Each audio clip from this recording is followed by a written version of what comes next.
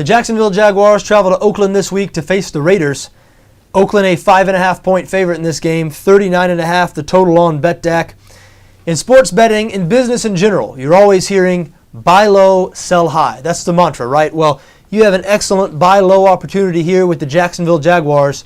Who is going to want to trust the Jaguars with their money after what they saw last week? The Kansas City Chiefs thumping Jacksonville in Jacksonville, 28-2 the final score in that game.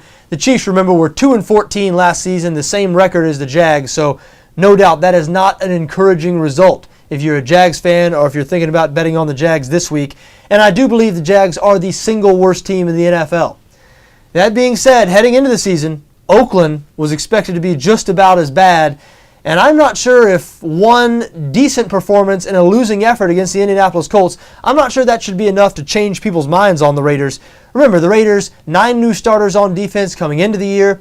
They're starting Terrell Pryor at quarterback, so the offense is extremely one-dimensional. They are not able to pass the ball.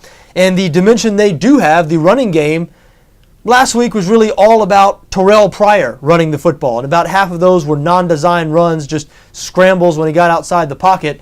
Pryor did rush for 112 yards, but Darren McFadden, Oakland's lead back, was bottled up in that game by a Colts defense not known for their run-stopping prowess. So if the Jags can contain Pryor's running in this game, they should be able to slow down or stop the Oakland offense. And the Jags offense should be considerably better this week than they were last week because Chad Henne is starting at quarterback. Last season, the Jags averaged 40 more passing yards per game when Henne was playing as opposed to Blaine Gabbert. Maurice Jones-Drew, the Jags' best offensive player, frustrated with his lack of involvement last week. I think they'll make it a point to get him the ball this week. I think the Jags are going to keep this one close, could even pull out the win.